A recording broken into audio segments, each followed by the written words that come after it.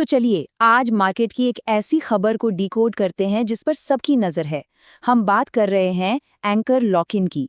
कुछ बड़ी कंपनियों का ये लॉक इन पीरियड बस खत्म होने ही वाला है और इसका सीधा असर हमारे आपके इन्वेस्टमेंट पर पड़ सकता है।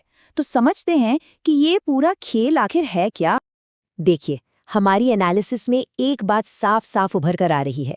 पिछले कुछ समय में जब भी किसी कंपनी का एंकर लॉक इन खुला है, मार्केट ने बहुत तेजी से रिएक्ट किया है और हमें लगता है कि ये सिर्फ एक इत्तेफाक नहीं है। इसी पहेली को आज हम सुलझाएंगे।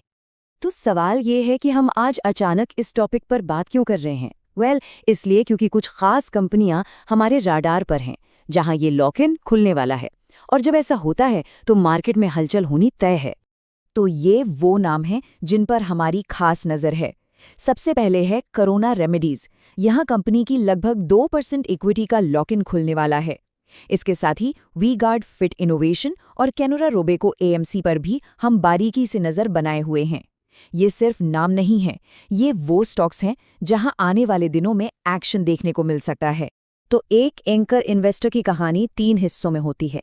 पहला, वो आईपीओ आने से भी पहले कंपनी पर अपना भरोसा जताते हैं और पैसा लगाते हैं। दूसरा, जैसे ही शेयर मार्केट पर लिस्ट होता है, उनके शेयर्स लॉक हो जाते हैं, मतलब वो उन्हें बेच नहीं सकते। और तीसरा, जब ये लॉक इन पीरियड खत्म होता है, तब वो अपने शेयर्स बेचने के लिए आज़ाद हो जाते हैं और बस यहीं से सारा एक्शन शुरू होता है। तो चलिए अब वापस उस सवाल पर आते हैं जहां से हमने शुरू किया था।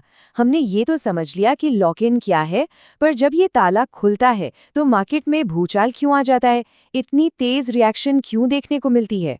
यही $1 मिलियन क्वेश्चन है ना, कि आखिर लॉक इन खुलते ही अचानक से सेलिंग प्रेशर इतना क्यों बढ़ जाता है कि बड़े बड़े स्टॉक्स भी दबाव में आ जाते हैं। चलिए इसके पीछे की वजहों को समझते हैं।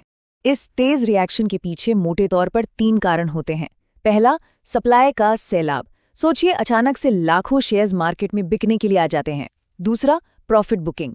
एंकर इन्वेस्टर्स ने बहुत कम कीमत पर शेयर्स लिए होते हैं, तो ये उनके लिए अपना मुनाफा जेब में रखने का एक शानदार मौका होता है। और तीसरा, जो शायद सबसे बड़ा फैक्टर है, वो है डर का माहौल।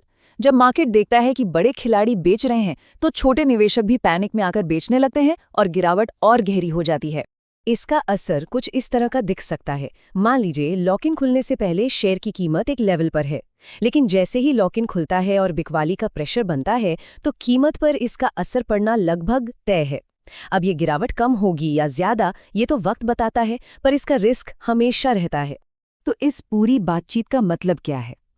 एक इन्वेस्टर के तौर पर इस जानकारी से हमें क्या सीखना चाहिए और हमारी स्ट्रैटेजी क्या होनी चाहिए?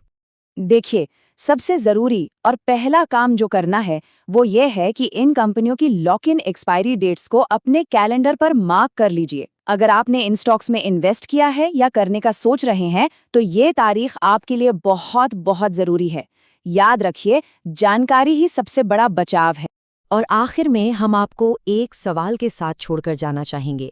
क्या हर लॉक इन का खुलना एक खतरे की घंटी है कि हमें सब कुछ बेचकर निकल जाना चाहिए, या फिर ये गिरावट एक स्मार्ट इन्वेस्टर के लिए उसी अच्छी कंपनी के शेयर्स को डिस्काउंट पर खरीदने का एक मौका भी हो सकता है? फैसला आपका है, पर इस पर सोचिएगा जरूर।